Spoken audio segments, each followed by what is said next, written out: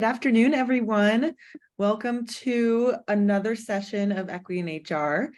This session is all about you, your personal and professional brand, and how you build that on social media. We have expert panelists with us today, answering some of your most asked questions, so you'll gain a little bit of insight. And then, of course, we'll have time for attendee questions as well, so make sure that you send those in and we'll address those. Wanted to start off with some introductions. I'm Greer Campbell. I'm with Diverse Talent. I am the Director of Marketing and Community Relations here. So super excited. Tina, I'll turn it over to you. Hi, everybody. I'm Tina Beatty. I serve as SHRM's Chief Brand and Marketing Officer. So my team are all of the storytellers and then the distribution of those stories out to our unique audiences to help to change the world, starting at the workplace. Thank you. David. Hello, everybody. Dave Gannon, Denver, Colorado. I am the social media manager, email marketing manager for the National Urban League out of New York City. So we run bi-weekly career development webinars that are just designed to help you for your next move in your career, or just struggling with anything. We offer their free bi-weekly, we call them the Digital Career Success Series.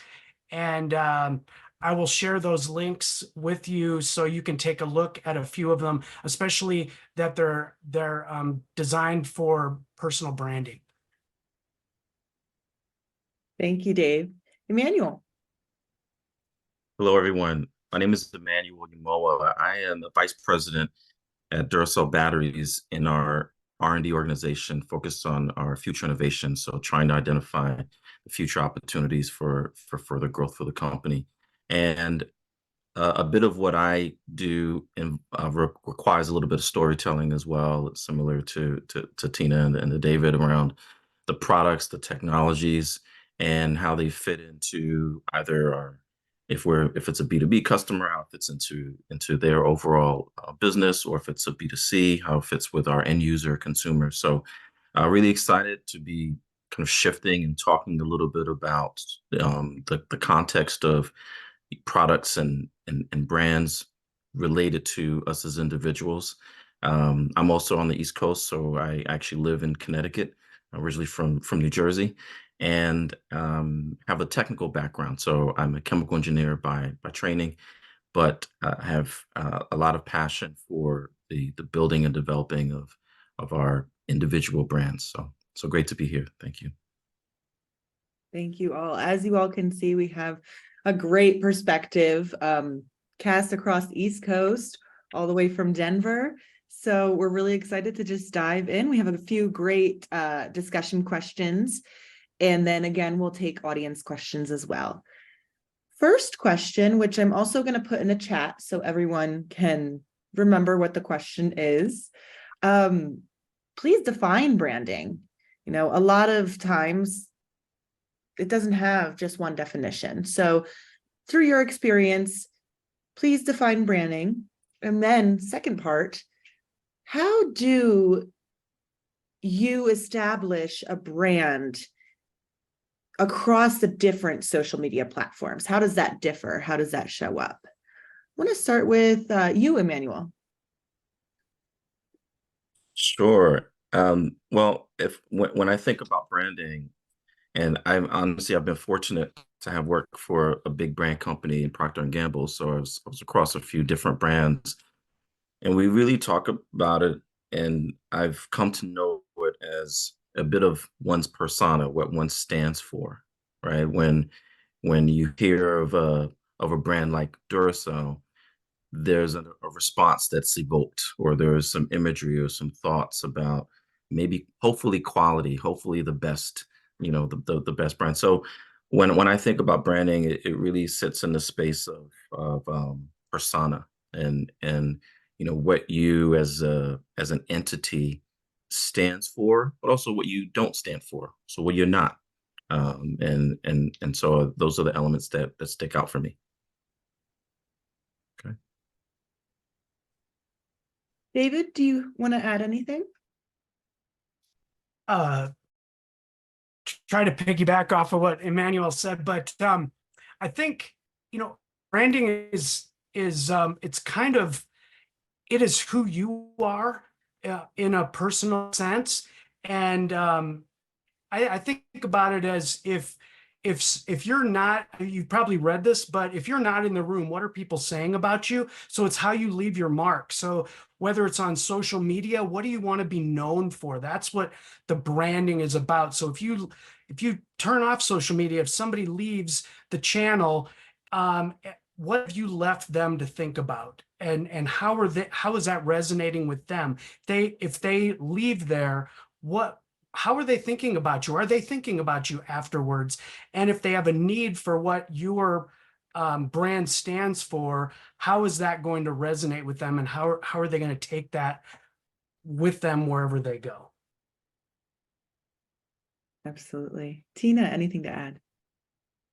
Yeah, I think a brand is your ethos communicated in a consistent manner. So it's exactly what David is saying. What will people think of you? It's because you've put your brand or your personal story out there in such a digestible and consistent manner that others can now repeat it on your behalf.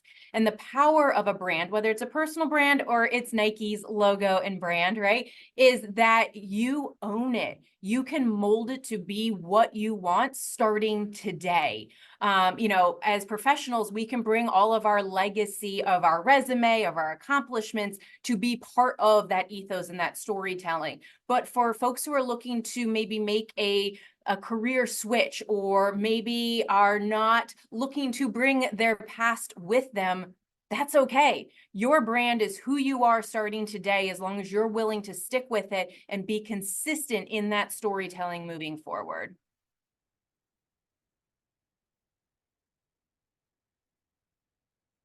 Absolutely. That second part of the question I have to ask, in your expert opinion, to communicate your brand, would it be consistent across all of the social media platforms, or does it change? And why? I'll open that up to anyone who has any thoughts. I can start just because I use the word consistent, right? And so I think it's a yes and to that answer. You do want some level of consistency as a personal brand across your social media platforms. You can invoke, though, some differences, and you can look at each channel of why you're using it and who you think you are reaching on that channel. And so just like a company does, you can really decide LinkedIn is going to be my personal but yet professional exterior. And so on there, the stories that you're framing are what you want your colleagues, either current or future colleagues and bosses, to be seeing and thinking. So you might decide that Instagram is more of your family and personal, but you have to recognize, even using security settings to kind of keep it more personal or locked down, the internet is connected. And so things are going to be out there. And so you do want that level of consistency. Does your ethos, your brand, your story, does it seem genuine? Are you who you say you are, regardless of platform? So there is some level of consistency, and then there can be some uniqueness if you use that channel correctly,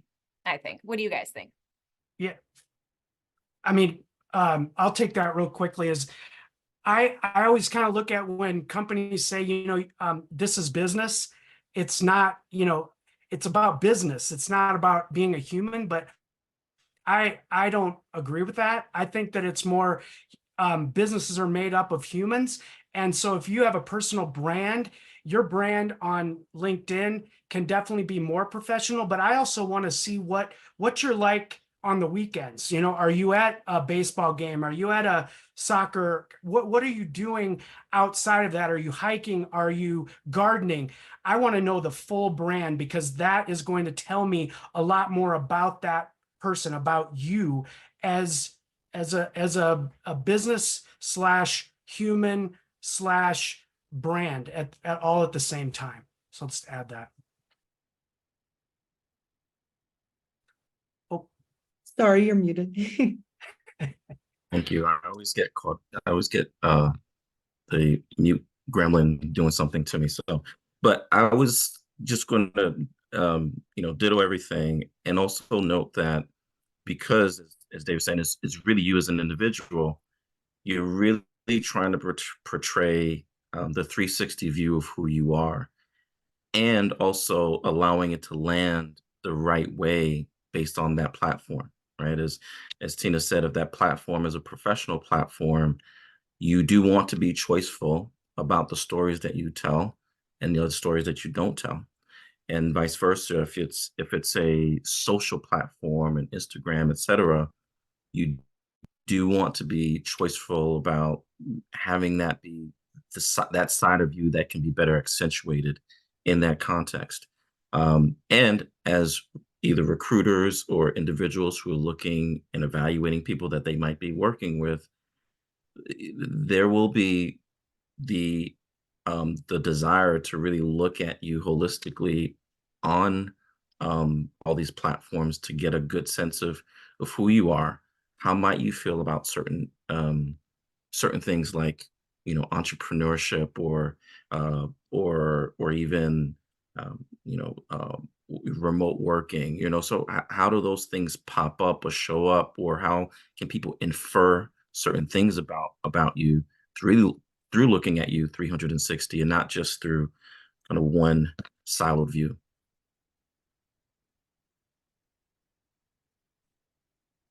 All right. Moving on to the next question. It's a little bit more of picking your brain, a little bit more personal, but what really led you to reinvent yourself? And if you could share your transformation story. I'll open that up since it is a little bit personal.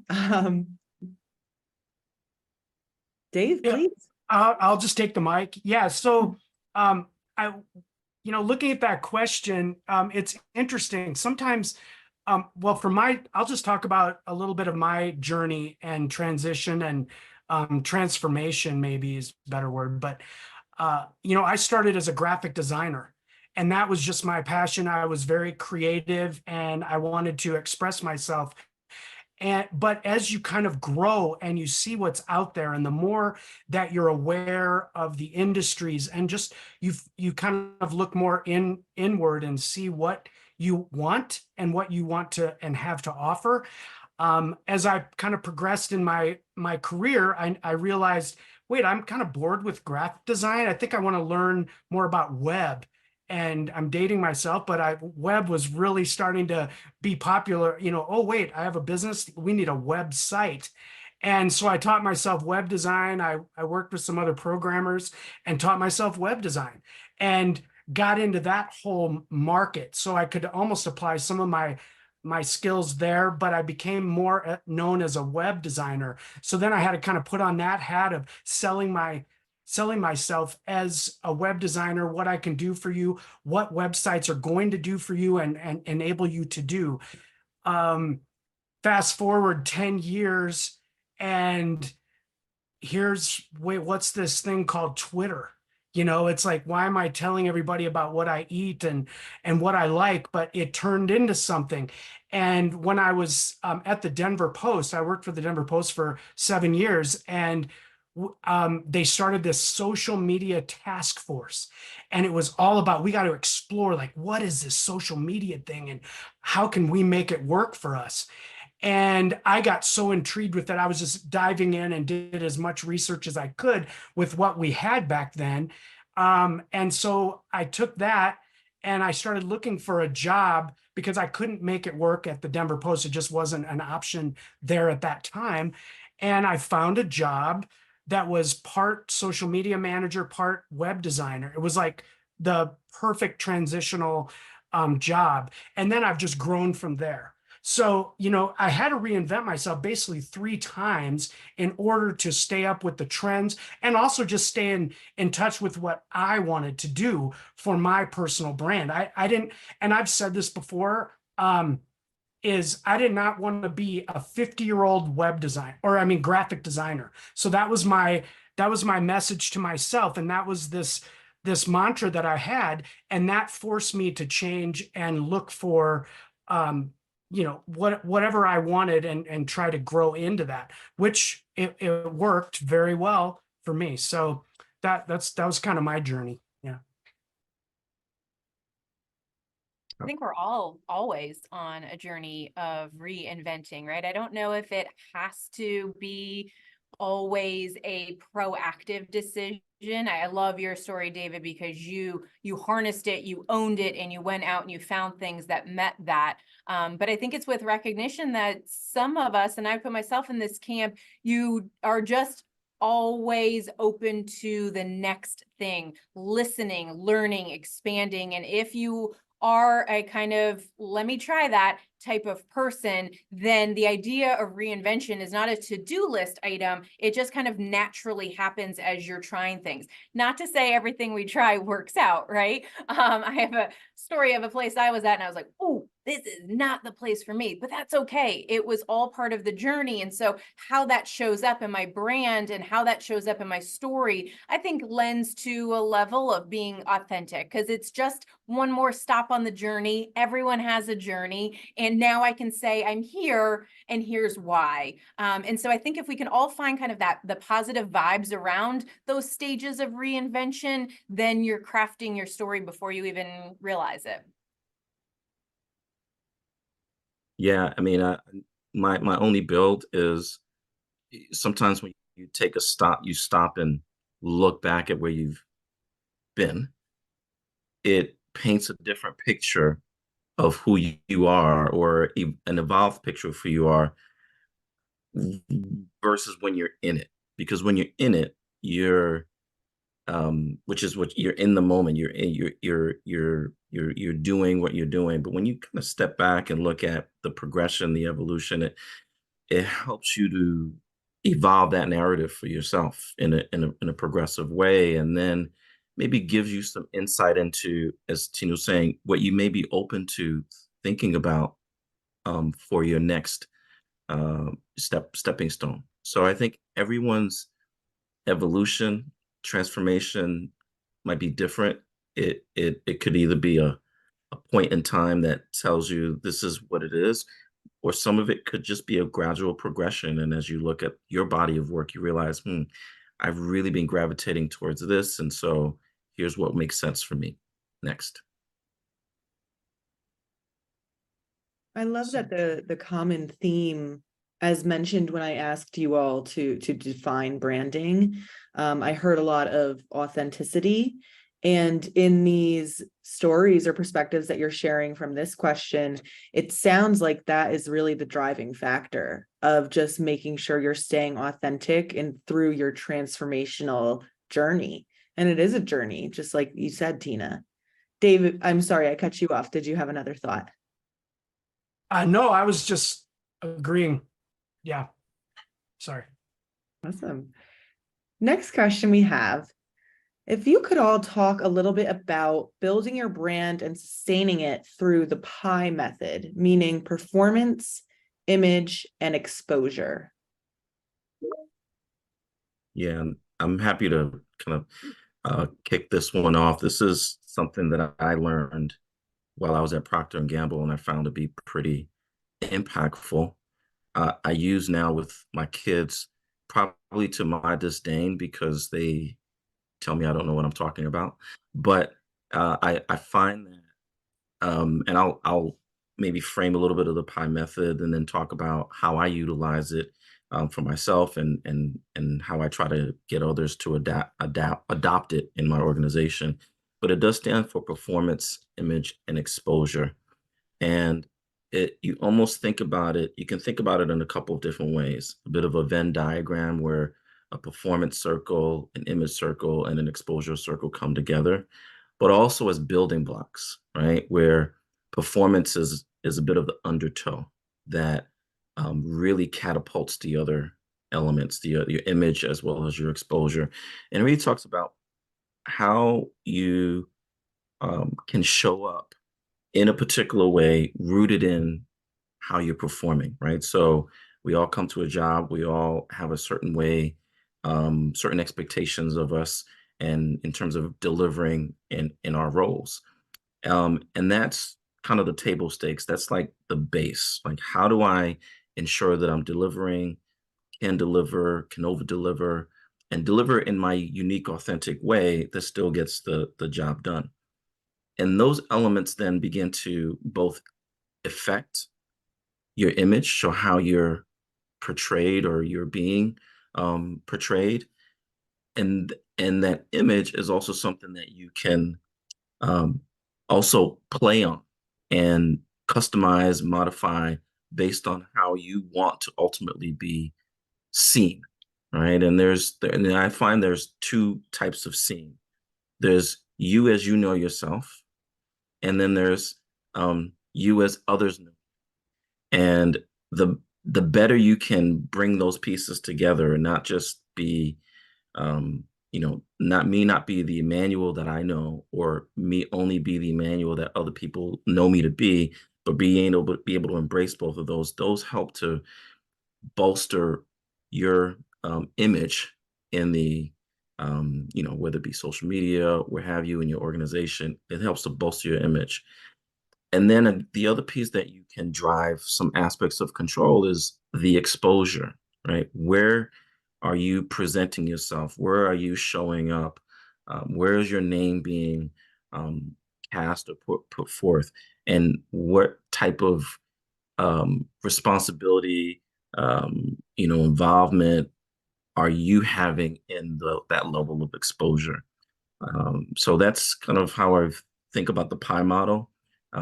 If it's okay, I'll try to have a very brief story that surrounds my daughter and softball. So softball is kind of a major component of her life. She's going to go off and play at the collegiate level.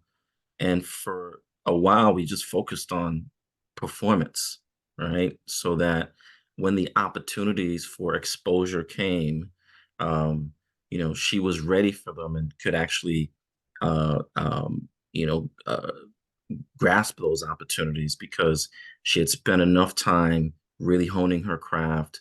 And so that when she did show up, when those opportunities came, the exposure was going to be good exposure, right? Which ultimately fed into her image. And the contrast would have been, focusing so much on the image and the exposure and not the performance, and getting the exposure.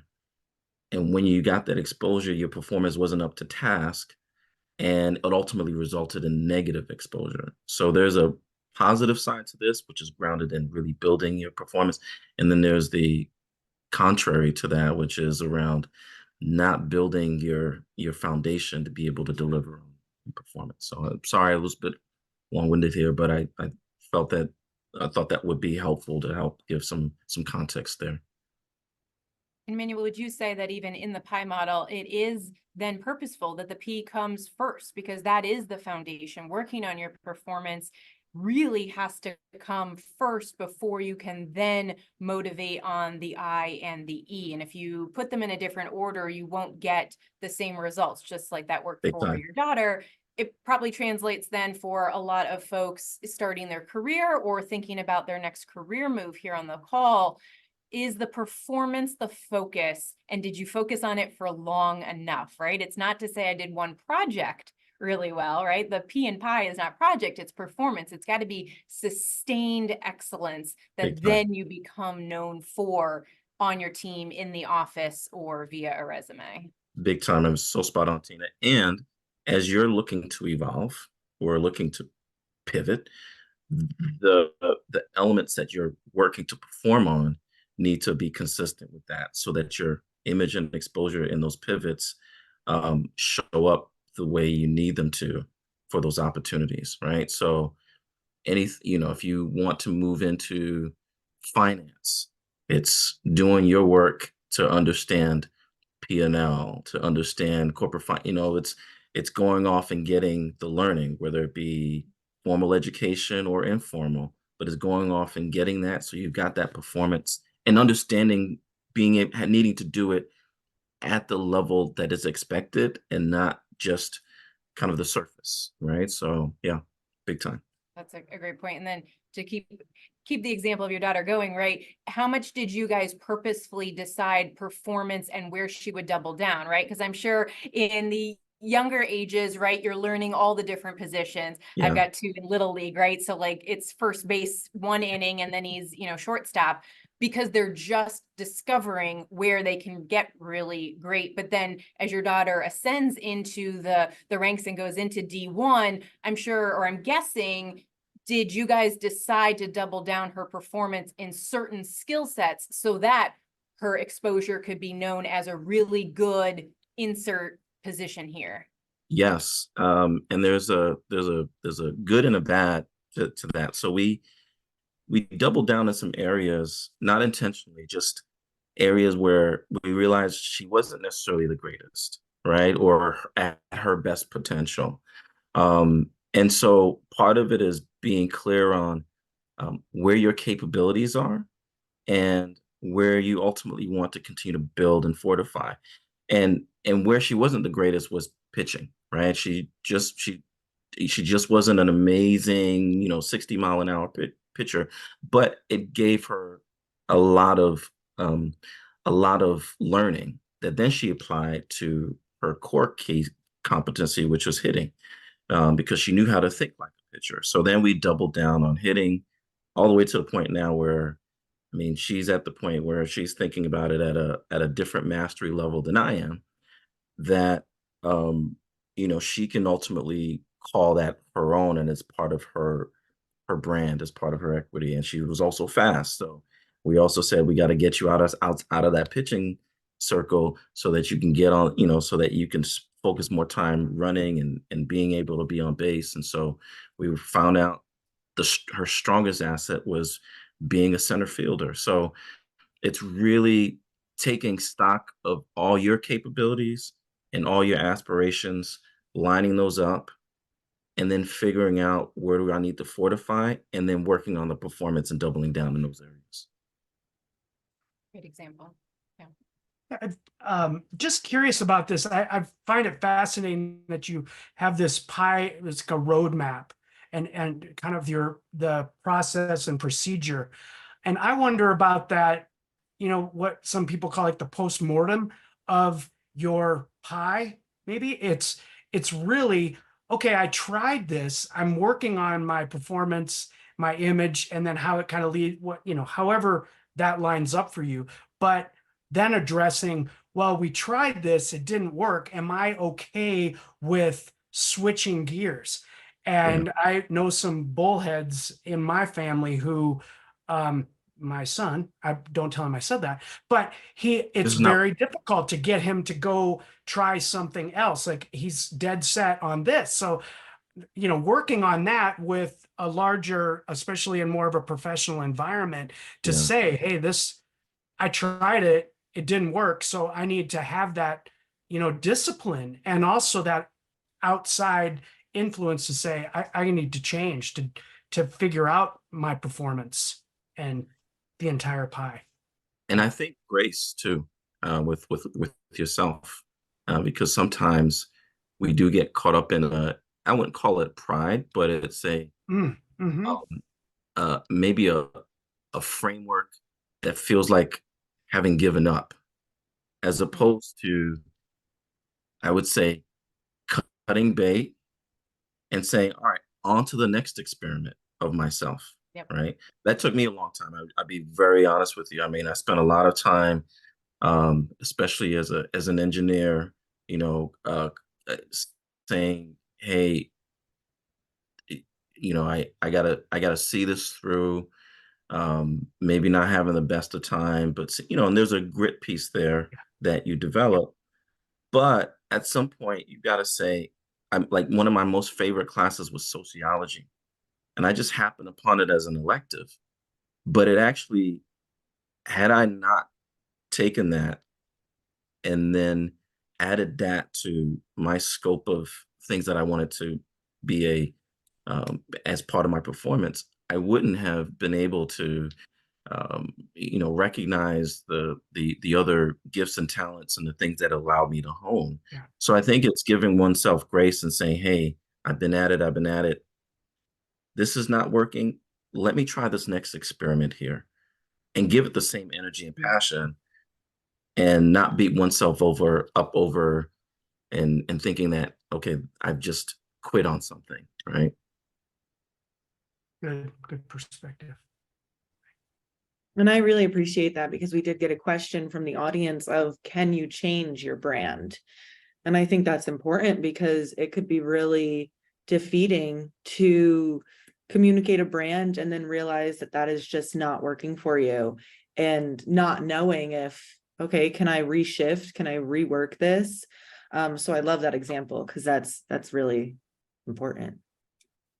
It is. And I would say if people really look at when you're building your brand, start by hot pen technique, right? Take out a blank piece of paper and write down the bullets of who you are. What do you want people to know about you? What do you want to be known for? What are some of those labels, right?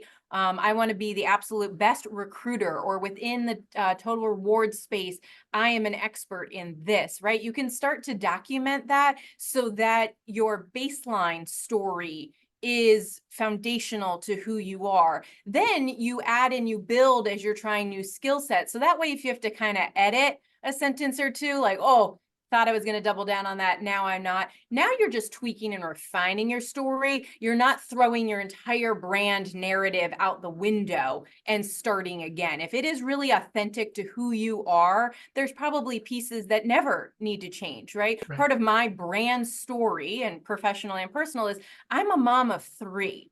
That is foundational to who I am, whether I continue in brand and marketing, or I pivot to be a statistician, or I, double down on electrical engineering, which I never will. But I could. But there are some pieces to my story that are intrinsic to who I am and the way that I show up to work, regardless of my employer or even my industry. And so I think be open to weaving that in, and that way your foundation is pretty set. Not to say you can't tweak it, but it, I think, just helps people feel like they don't have to put something out there and then kind of rip it off the internet or a social profile just to put something else out there. Excellent. This next question definitely comes up in professional world, but Emmanuel, after mentioning your daughter, it reminds me of how much I would have liked a little bit of a lesson on it before the professional world. Elevator pitches. What are they? What goes into creating an elevator pitch, and what's the importance of it? So if it's okay, because I think we've got a really great expert in this space, I'm going to maybe pivot to Tina, if that's okay for you to talk and maybe lead us in that, because I know you've got some really great insights on the elevator pitches.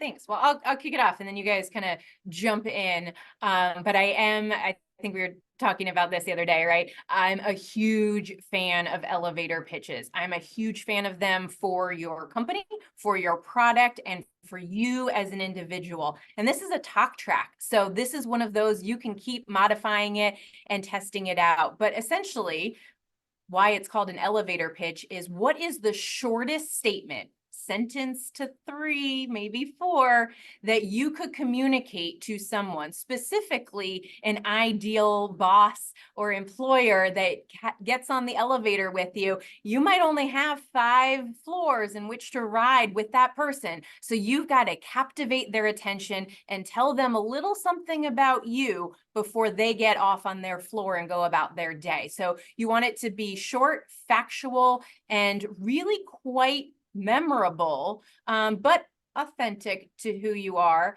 And Emmanuel, I know you'll remember this story. The other way I kind of phrase it for folks is not just an elevator, but think about when you're outside and if you're at the crosswalk, and again, your ideal employer is right there, or someone that you would love to maybe be a mentor of yours. Before the light changes and they evaporate into the crowd, what would you say to get them to not cross the street?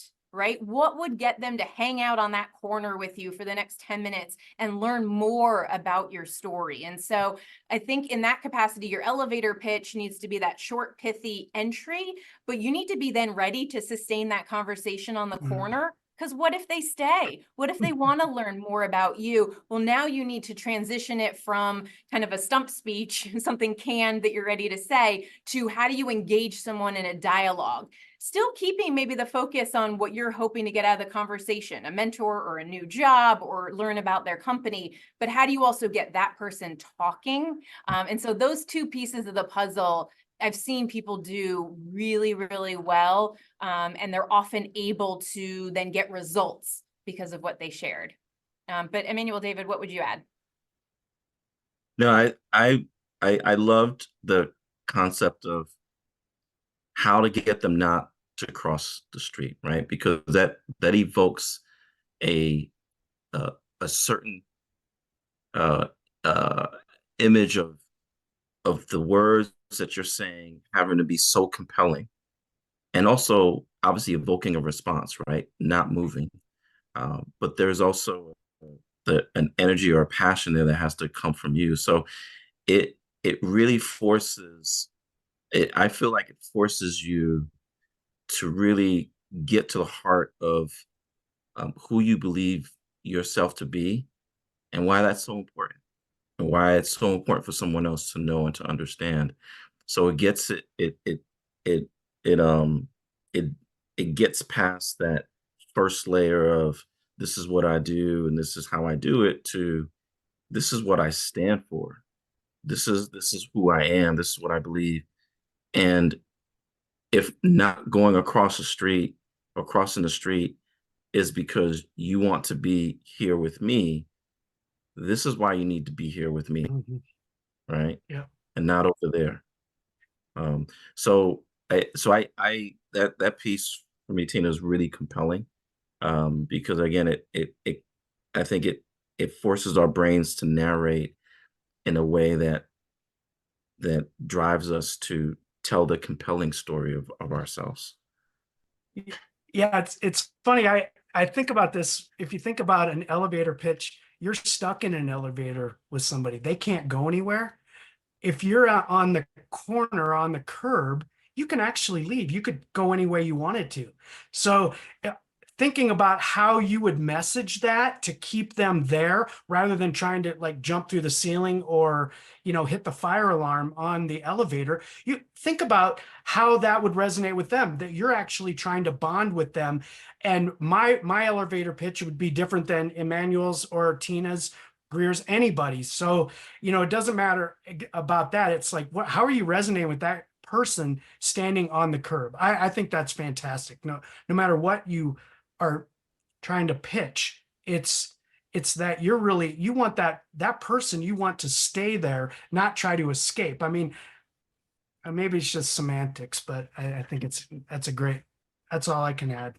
Yeah. Yeah. Well, David, you used an interesting word there, to bond, right? And when you only have 30 seconds to bond with another human who you may or may not know that well, can seem maybe even daunting, right? But the idea that none of our elevator stories would be the same is a really important way for people to think about how to bond with someone else. It has to be authentic, and there is no recipe. There is no start with your name and then say your title, right? Because that would be too structured. It's got to be who you are and how you can flow that information in a way that would make someone say, huh, tell me more. I've heard some people's, kind of elevator pitches start with a question. So it gets your audience thinking like, all right, what's this lady going to say next? Right. I've heard others that will say something that is fact-based, but then say, but I don't agree with that. And so they'll offer like point counterpoint. I mean, so there's a lot of really interesting ways you can engage another fellow human,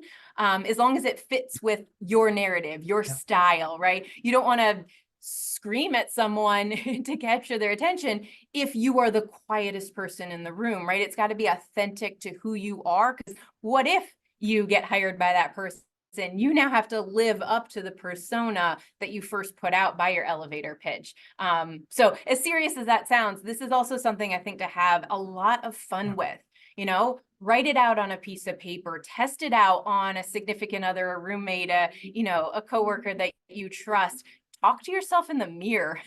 I know that sounds weird, but it really does work in that you can hear your story come out and you can see what you look like as you're delivering it, and then have some fun with it. You'll eventually get into a space where you feel really comfortable saying it. Absolutely. And practicing that and perfecting that as much as you can, I think really translates into the business world, because I mean, a lot of jobs, whether it's emailing or doing those pitches to other companies, everyone gets hundreds of emails a day. And so it's really, how are you engaging those individuals by the subject line or on social media? If you're posting a video, how are you keeping those individuals watching that video as long as you need for them to get that message? So it all comes back to really having an idea of what works in terms of your pitch.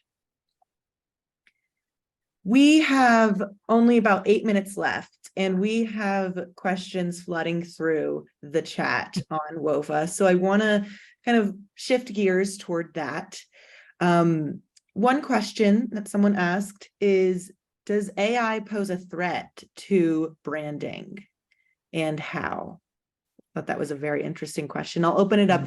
AI is a complex topic, so I'll open it up to anyone who has an idea about that. I'll start at SHRM. We are actively monitoring and researching AI. We are huge proponents that AI is only going to be as important as the HI, so the human intelligence, kind of riding along with the artificial intelligence. Specific to brand, I think it's going to impact branding. It's going to impact our tools in content creation.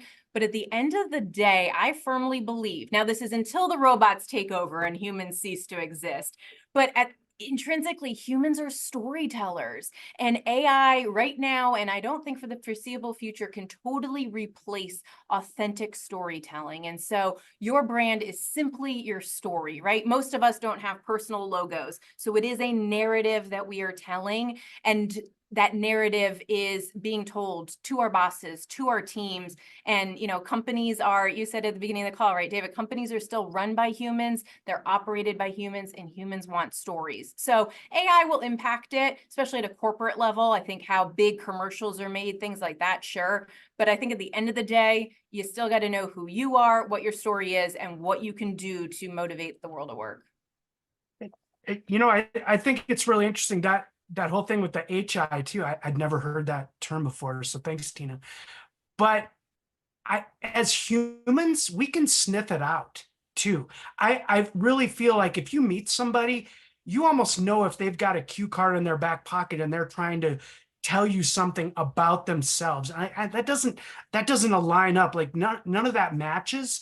So as Tina said, maybe until the robots take over, and we should always just end every sentence with that. But it's really about sniffing it out and just who are you authentically? Like, I think if I met Emmanuel on the street in Connecticut, or I'm sorry, the Northeast, and we run each other after just meeting a few times, I would know instantly if he was being authentic or not, just by who he is and how he is. Same with Tina, so I don't know, impacting your personal brand. I don't have a lot more to say about it other than I think we have to watch it, but really humans, we can sniff it out right now. Digitally, I'll just comment a little on that because Greer, you brought up, like, how are we posting on social media? How are we talking about maybe our elevator pitch on social media? And it's knowing your audience too. It's knowing, who am I talking to? And I could sound like a robot if I talk to my brother-in-law, who's a nuclear physicist, and he sounds like a robot to me every single day. So, it's really about transferring information in that communication, and no matter who it is, what it is. So. Yeah, and I have a slightly, I would say similar take, but in terms of utilizing the tools to maybe help accentuate you, right? We're not all the greatest writers. So I think as we see AI today, particularly Chat GPT, you can put in some ingredients, write about this, and that, and you'll get something back out. So I think that that's an opportunity to maybe help accentuate a bit of your brand by getting some differences in perspective through AI. And then on the flip side, um, you know, people can search for you via AI and say, okay, who is so on and so forth. And so they'll be pulling from maybe different social media outlets to be able to get a consensus. Emmanuel is so and so and so forth, writes about this. And so I think that there's an element there where you can leverage AI to help reinforce your branding, even using it as a proxy for yourself to test out what you put out there and what comes back to you. Right? Excellent. Time for one more question. This one is so important, I think, today. How do you avoid imposter syndrome on social media and while building your brand?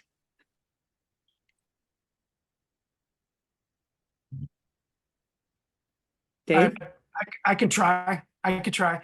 A lot of it is for me. I think we all struggle with that a little bit, but I struggle with it. And to me, one of the best things you can do is you just, as far as social media, start just posting. Start about thinking about like, what do I want to say today? Or if you map it out, and I'll kind of keep this to a mapping out your brand on social, and bypassing the imposter syndrome. But it's just really about how do I know what I'm saying isn't going to benefit somebody? You don't know. So you could sit here every day and just say, I don't deserve this. Nobody's going to follow me. Nobody wants to listen to what I have to say.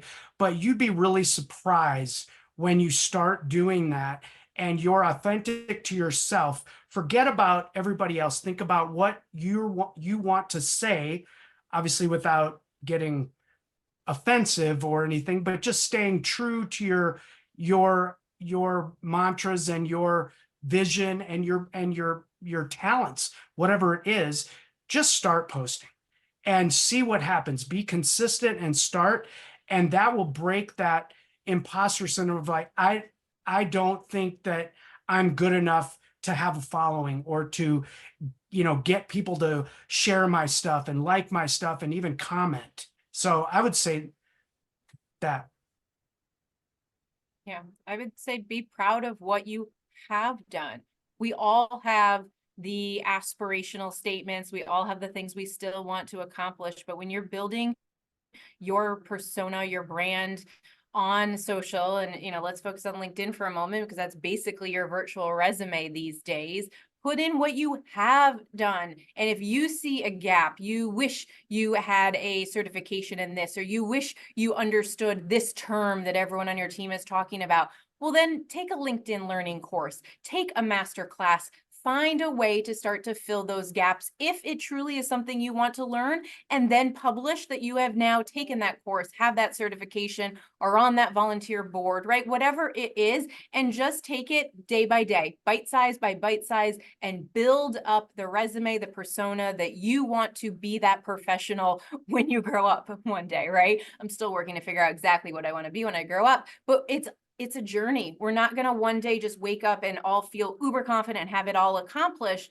And how boring would that be if we were? So I think it's bite size, it's pride of what you have accomplished with recognition. The world is your oyster and you can do it if you set a plan. Yeah. And I would just close out with just give yourself grace. The reality is, even those who you may be listening to their podcasts, they're all human. We're all human. And, give yourself that grace to know that you have started somewhere and you're building yourself up or you want to build yourself up to something. But even where you're at today would benefit, as David said, someone would gravely benefit.